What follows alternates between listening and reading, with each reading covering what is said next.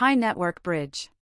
Saya membaca ratusan komentar di kolom diskusi, dan nadanya hampir seragam. Ada yang menulis, "Bang, Pi Network ini kebanyakan aturan, ribet sekali urusannya." Ada juga yang lebih tajam. Percuma bicara teknologi canggih, percuma pondasi kuat, kalau harganya di pasar masih rendah. Saya mendengar frustrasi Anda. Dan saya tidak menyalahkan Anda jika merasa lelah menunggu. Namun, izinkan saya menyampaikan satu realita pahit yang mungkin tidak ingin Anda dengar, tapi sangat penting untuk diketahui saat ini. Jika Anda berpikir bahwa aturan ketat dan harga pasar yang belum tinggi adalah tanda kegagalan core team, maka Anda sedang membaca peta yang salah. Apa yang Anda sebut sebagai aturan ribet, di mata hukum keuangan global disebut kepatuhan. Dan apa yang Anda keluhkan sebagai harga rendah saat ini, di mata investor cerdas disebut hukum pasar yang wajar. Hari ini, kita tidak akan memberi angin surga atau janji manis. Kita akan membedah dua hal krusial secara jujur dan berbasis fakta resmi. Pertama, kita akan bongkar teknologi cross-chain interoperability. Ini bukan sekadar istilah teknis, tapi jalan keluar agar Pi Network tidak terisolasi dari ekosistem blockchain global. Kedua, saya akan menjelaskan secara logis mengapa harga Pi masih bergerak seperti sekarang, dan membuktikan bahwa ini bukan kesalahan core team, melainkan mekanisme supply and demand yang berlaku di pasar terbuka. Simak video ini sampai tuntas, jangan dilewatkan satu detik pun. Karena pemahaman inilah yang akan membedakan antara pioner yang akan menuai hasil dengan mereka yang tersingkir di tengah jalan karena salah mengambil keputusan.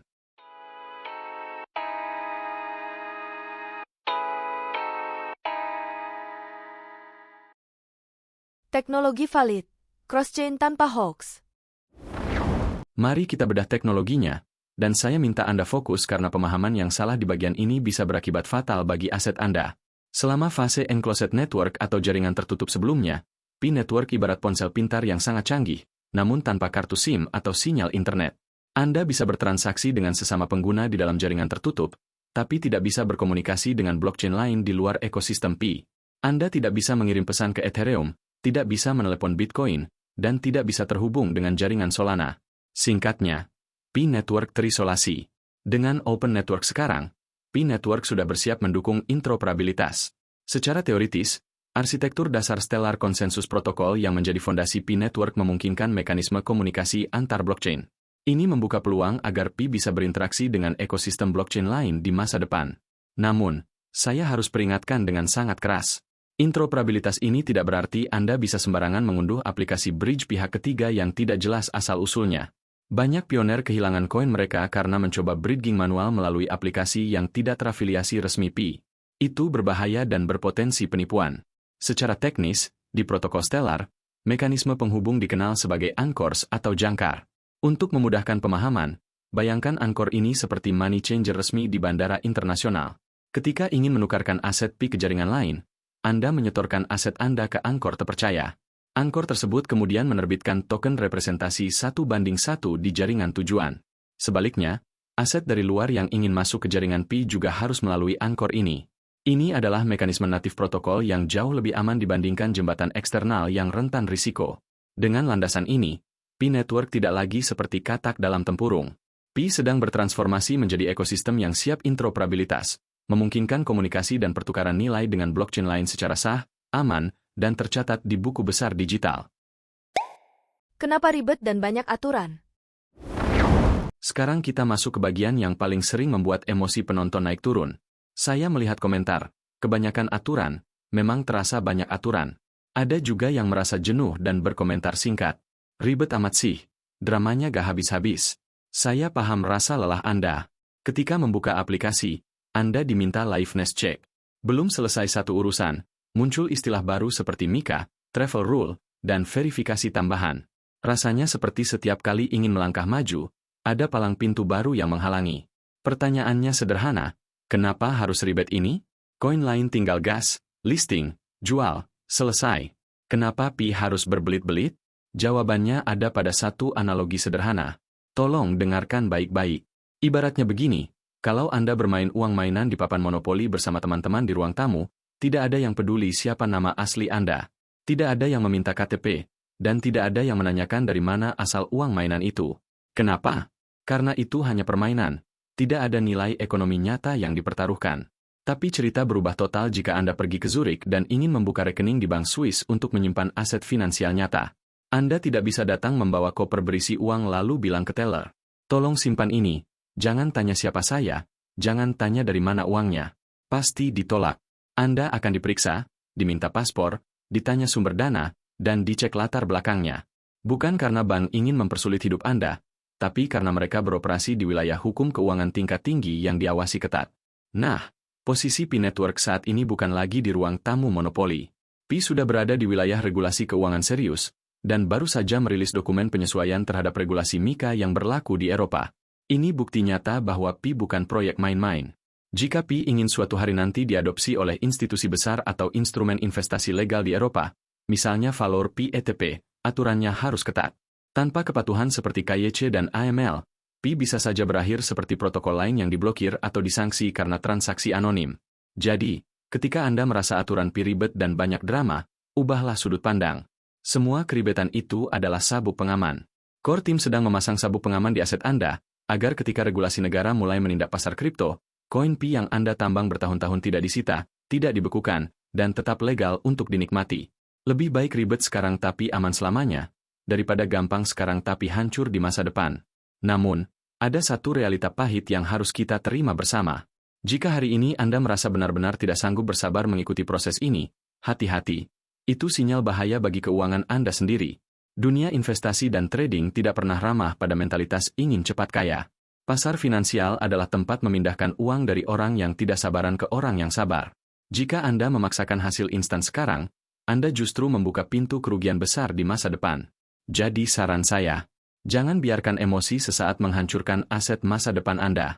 Jadilah pioner yang tangguh, bukan pengejar angan-angan yang mudah menyerah. Kenapa harga masih murah? Kita masuk ke inti keresahan yang paling sering ditanyakan. Saya membaca komentar dengan nada heran. Sudah menunggu lama, katanya pondasi kuat, tapi kenapa harganya masih segini-segini saja? Ada juga yang tampaknya masih memegang harapan pada angka yang tinggi secara subjektif sejak awal Open Network. Mari kita bicara data dan logika ekonomi, bukan sekadar harapan kosong. Banyak pioner yang salah kaprah dalam mengartikan fase Open Network. Ingat satu hal, Open Network artinya pintu pasar terbuka, bukan harga ditentukan oleh Core Team. Begitu pintu pasar terbuka, Core Team mundur dari penentuan harga, dan hukum pasar mengambil alih kendali sepenuhnya. Ada dua faktor utama yang membuat harga bergerak seperti sekarang. Faktor pertama, unlock bertahap. Saat ini, jutaan koin milik pioner yang sudah lulus migrasi sedang dibuka kuncinya. Realita di lapangan menunjukkan, jumlah orang yang ingin menjual karena kebutuhan mendesak sangat banyak, sementara jumlah pembeli atau investor luar yang masuk masih terbatas. Hukum ekonomi dasar berlaku di sini. Ketika barang membanjiri pasar atau suplai berlebih tapi pembeli masih sedikit, harga secara alami tertekan turun. Tidak ada kekuatan magis yang bisa melawan hukum ini. Faktor kedua, volume transaksi. Jangan dulu bandingkan Pi dengan Bitcoin yang volumenya sudah miliaran dolar per detik dan berjalan belasan tahun. Likuiditas Pi di pasar terbuka saat ini masih dalam tahap awal. Kita perlu waktu untuk tumbuh dari kolam kecil menjadi samudra likuiditas yang stabil. Ini adalah realita pahit, tapi sangat membangun jika dipahami. Penurunan atau stagnasi harga di awal fase terbuka adalah hal wajar, bukan tanda proyek gagal. Justru ini fase seleksi alam di dunia finansial. Pasar sedang menguji mental Anda. Siapa yang panik dan menjual murah hari ini karena tidak tahan melihat grafik merah, dialah yang akan rugi dan kehilangan posisi. Sebaliknya, siapa yang memahami utilitas jangka panjang, seperti teknologi cross-chain yang kita bahas tadi, merekalah yang akan tetap tenang, atau bahkan diam-diam mengakumulasi aset dari tangan-tangan yang tidak sabar. Misal, beberapa tahun ke depan harga Pi tetap seperti saat ini, atau hanya bergerak sedikit bahkan ada tren menurun. Itu menandakan minat investor terhadap proyek Pi relatif rendah. Investor akan melihat apa yang benar-benar bisa dilakukan blockchain Pi, apa manfaat nyata jika menggunakan Pi Network, dan apakah komunitas serta tim inti tidak menjual mimpi kosong. Intinya, jika beberapa tahun ke depan tidak ada peningkatan harga yang signifikan, itu berarti Pi harus memasarkan blockchain-nya, menunjukkan seberapa bernilai dan bergunanya blockchain Pi agar investor besar dan retail mau menggunakan dan membutuhkan jaringan ini. Jika tidak ada kelebihan nyata di blockchain Pi, jangan mengharapkan harga akan naik. Meskipun bisa naik sementara, itu kemungkinan karena hype sesaat atau pergerakan whale, bukan fundamental jangka panjang. Dari situ, kita bisa menyimpulkan bahwa harga Pi sesungguhnya mencerminkan kepercayaan dan manfaat jaringan, bukan sekadar kepanikan pasar atau hype jangka pendek. Ini adalah indikator fundamental yang jauh lebih penting daripada fluktuasi harga sesaat. Utility Pi Network. App Studio dan pembayaran. Sekarang, mari kita bicara tentang sesuatu yang jarang disorot, tapi sangat penting untuk menilai nilai nyata Pi Network.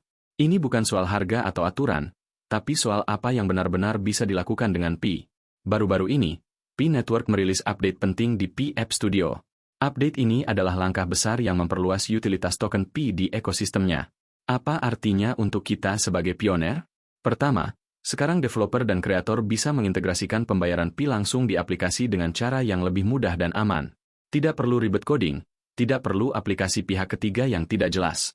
Semua prosesnya resmi dan tercatat di jaringan Pi. Kedua, ada opsi deploy aplikasi melalui iklan. Ini artinya bahkan pinir yang belum punya saldo besar bisa tetap mencoba, membangun, dan menguji aplikasi mereka sendiri. Sistem ini memberi kesempatan bagi komunitas untuk bereksperimen dan memanfaatkan ekosistem Pi. Ketiga, Pi juga membuka event komunitas dan feedback. Pioner bisa ikut berpartisipasi, memberi masukan, dan mendapatkan reward kecil. Ini menunjukkan core team benar-benar mendengar komunitas, dan utilitas Pi bukan sekadar janji, tapi sedang diuji secara nyata. Sekarang, hubungkan ini dengan harga. Jika beberapa tahun ke depan harga Pi tetap flat, hanya bergerak sedikit, atau bahkan mulai turun, itu akan menjadi indikator nyata tentang kekuatan utilitas blockchain Pi. Investor, baik besar maupun retail, akan melihat apa manfaat nyata menggunakan blockchain Pi. Apakah komunitas dan core team menghadirkan produk yang berguna, atau sekadar hype belaka? Kalau jawabannya lemah, jangan harap harga akan naik signifikan. Bahkan jika naik, bisa jadi hanya karena hype sesaat atau pengaruh whale, bukan karena nilai fundamental. Intinya jelas, harga Pi yang sejati tercermin dari kepercayaan dan manfaat blockchain-nya, bukan angka di pasar. Jadi, saat kita membahas masa depan Pi, jangan lupakan App Studio dan utilitas nyata ini. Ini adalah jalan menuju adopsi yang sesungguhnya, dan yang akan menentukan apakah Pi bertahan sebagai aset finansial global atau sekadar eksperimen digital. Mindset dan solusi. Pioner, kita sudah membedah banyak hal berat hari ini, dari teknis bridge hingga logika pasar. Sekarang, mari kita tarik napas sejenak dan simpulkan semuanya agar Anda pulang dengan pemahaman yang utuh. Ada 4 pondasi utama yang harus Anda bawa pulang. Pertama, teknologi cross-chain. Jangan lagi melihat fitur ini sekadar istilah teknis yang membosankan. Anggaplah cross-chain sebagai jalan tol raksasa. Tanpa jalan tol ini, ekosistem Pi hanyalah pulau terpencil yang indah tapi sepi pengunjung. Dengan adanya bridge, gerbang logistik terbuka agar arus modal segar dan investor baru dari luar bisa masuk ke dompet Anda. Inilah kunci utama yang akan mendongkrak demand di masa depan. Kedua, aturan yang ribet. Segala proses yang membuat Anda lelah, mulai dari KYC, liveness check, hingga kepatuhan MiCA, bukan penghalang. Itu adalah tiket VIP. Tanpa kepatuhan hukum yang ketat, Pi tidak akan bisa sejajar dengan aset finansial global. Core team sedang membangun benteng keamanan agar aset Anda tetap legal dan terlindungi dari regulasi ketat di masa depan. Ketiga, harga. Harga saat ini yang mungkin belum sesuai harapan hanyalah proses alami pasar mencari titik keseimbangan. Penurunan atau stagnasi di awal fase terbuka bukan tanda proyek gagal, melainkan bagian dari seleksi alam di dunia finansial. Keempat, mentalitas pioner. Ini poin paling krusial. Jika hari ini Anda merasa tidak sanggup bersabar, atau setiap hari hanya marah karena belum kaya mendadak, itu sinyal bahaya bagi keuangan Anda sendiri. Dunia investasi dan trading aset digital adalah hutan belantara. Pasar memindahkan uang dari orang yang tidak sabaran ke orang yang sabar. Jika memaksakan hasil instan atau berhenti karena prosesnya lama, Anda justru membuang waktu bertahun-tahun yang sudah diinvestasikan. Berhentilah menjadi penjudi yang mengharapkan lotre semalam, dan mulai bertransformasi menjadi investor cerdas. Apa yang harus dilakukan mulai besok? Pertama, amankan frasa sandi Anda. Jangan biarkan orang lain tahu. Kedua, pelajari cara kerja DeFi. Jangan tunggu fitur bridge rilis, latihan dulu di Ethereum atau Polygon supaya saat Pi bridge aktif, Anda sudah ahli dan aman. Dan yang ketiga, berhenti menyalahkan core team atau Nicholas Kokalis atas hukum pasar yang memang tidak bisa dilawan siapapun. Ingat, peluang emas hanya datang pada mereka yang siap secara ilmu dan mental, bukan mereka yang sibuk berdebat harga dan ingin cepat kaya. Tetap mining, tetap belajar, jaga aset Anda baik-baik, dan sampai jumpa di puncak kesuksesan. Salam petir.